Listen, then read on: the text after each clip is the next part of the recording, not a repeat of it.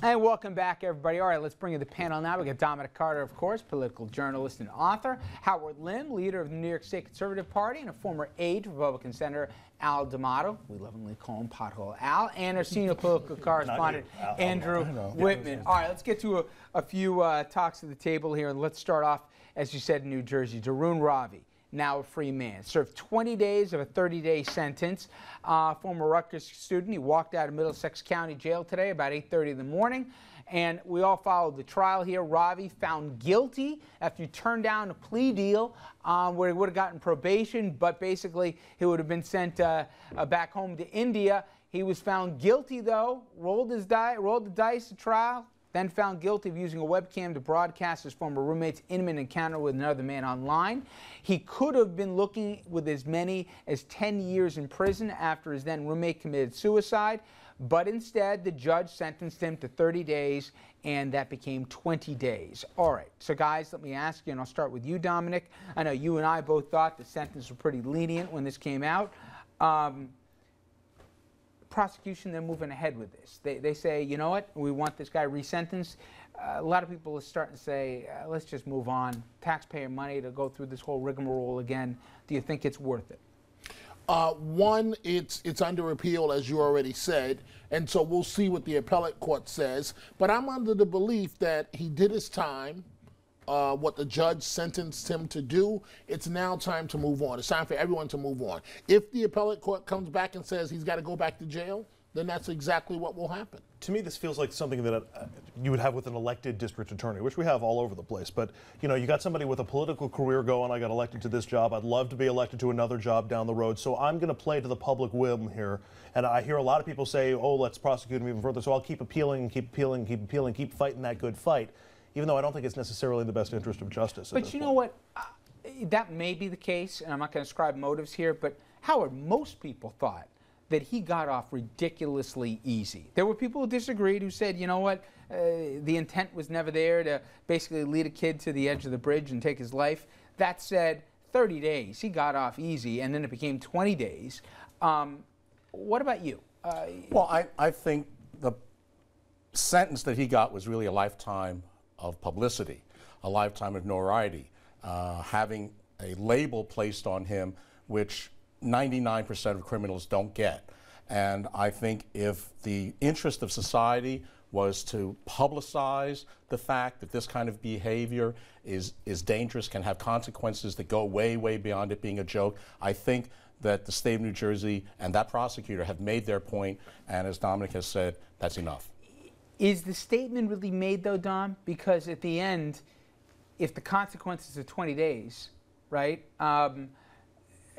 you know, I'm not so sure the message of cyberbullying in this day and age, we're trying to put a lot of attention to it.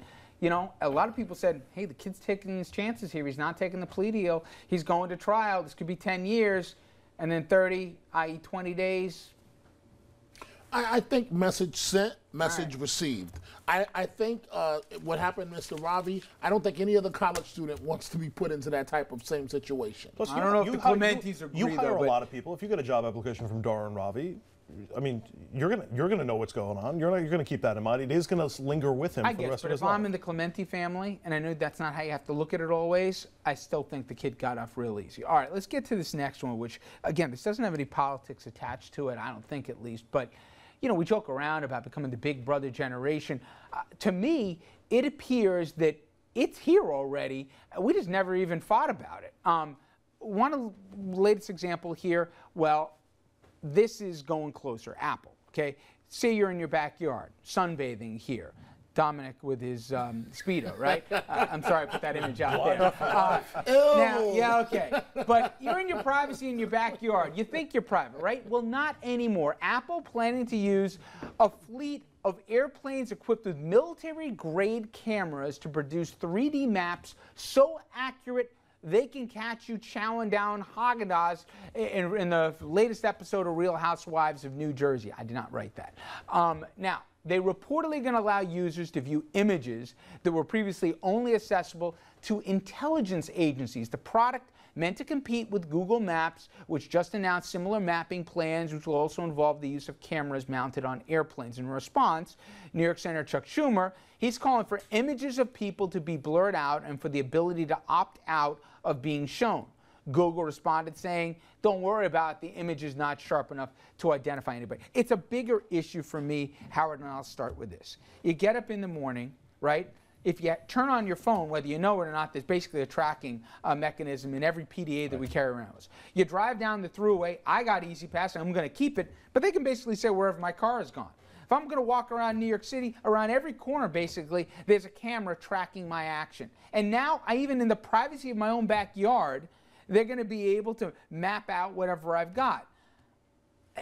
I think it's already gone, and I'm tilting at windmills here, but when did we decide privacy no longer counts in America? Well, I think the surveillance cameras are different from what Google and Apple are proposing, and I suspect that somewhere down the road, it'll be a rather simple process by today's technological standards for those images that you end up looking at to end up making cities look like ghost towns. In other words, all the people will be digitally erased, and it'll be all done by software. It doesn't require any human intervention at all, because remember, we already have software. You can buy cameras that recognize what the human face is when you take a picture. But the faith that we have to have in, and I'm not being corporate America, the evil thing, the specter of it, but I'm saying the faith that we have to have that Google or Apple will do the right thing when we already know they're taking our personal information and they're shopping it right now. That's part of basically some business plans. To me, Andrew, I think the bigger question is, it's the horse out of the barn.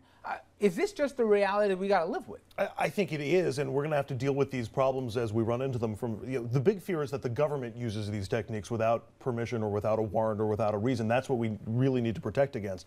As for seeing Dominic in his backyard, yes. But our neighbors can sort of do that now as it is. So there's your neighbor, but not somebody logging on online. But it's ostensibly the same thing.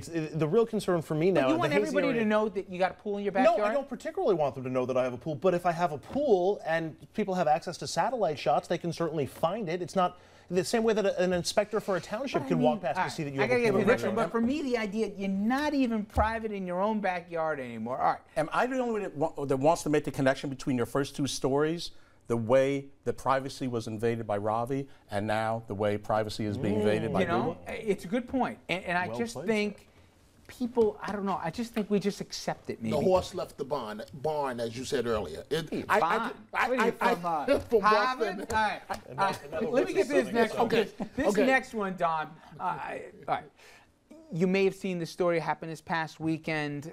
Nik Wallenda, famous of the Wallenda family, right here, the gymnast and the tightrope walkers. Anyway, he completed his historic tightrope act Friday, walking over Niagara Falls on a tiny wire above the roaring waters below. But the unexpected star of the show, if you want to call it, was his harness. ABC, which aired his feat in primetime special, in the 11th hour, know this happened, I think, Thursday or Wednesday, but Wednesday or Thursday, they required, only because of the outcry, that this guy, even over Wallenda's objections, forget that he's a nut here, wear a harness or else they wouldn't air it. Well, he objected, but in the end he knew, hey, I'm doing this for the airtime, put the harness on me. If he fell, it would have caught him, and then they would have, I guess, like a zip line, bring him back or something else. But the idea, and I've heard this in lunchrooms, I've heard this at the water cooler, the idea that they attached a harness to him to make sure that if he slipped and fell, like his grandfather did, to his death, that took away the appeal of this, and they didn't watch. And they thought that hey, you know what, I don't know if cheating was the word they used, but you know what, it's kind of gaming this thing. It's not of interest anymore. To me, that was a little disturbing, but I think honestly, and I'll ask you, Howard, if you asked 100 Americans, would they rather see the guy walk with or without a harness? What do you think the number would be? Which way? Well, I think we know their ratings were rather good. And besides, what they did was they took a 25-minute walk and filled 3 hours of network time. Now, I don't know how else you could do that. But I'm saying a different issue. If you asked 100 people, would you rather see the guy walk with or without a harness? So the chances is if he slipped, he's going all the way down. Obviously, the answer would be without a harness, but I watch hockey for hockey and auto racing for auto racing, not for the crashes and not for the fights. And I would not have liked to see a man lose his life just for our entertainment. But speaking to your points, you don't know the outcome of the hockey game before it starts. You don't know the outcome of the NASCAR race before it starts, and you hope that that's not one of the outcomes, but it certainly could be. And taking that off the table makes it a little less, I guess, exciting, and it lowers the anticipation. I could see, I wasn't going to watch this thing either way, but I could see people not tuning in because they know how it ends. I mean, either way, they know whether he makes it across the wire. Yeah, but whether he makes it across the wire or not, you sort of know how it ends. I think it's dramatic. Nobody forced him, and nobody forced him to walk tight-ropes. He's the one who decided to do it and wants to make it exciting. But it's like if some guy says, "Hey, I'll go fight a bear with my bare hands here," let's put it on prime time, right? People are going to stop him, because thankfully we think better than people of diminished capacity. What about you? I wouldn't have watched it under any circumstance, to be honest with you. You're not walking across Niagara, are you? On your tightrope? Well, one, it's an amazing feat for those of us that have been up there. The mist, the water that comes up, you could easily slip. Isn't this guy doing the Grand Canyon next or something else? Yeah, but the ratings were still high. It's Friday night. What else? But let's call it for what it is. People want to see, is he going to die? Is he going to fall into the water and die? Period. That's why Houdini was so popular. Right, and Evel Knievel. Yes.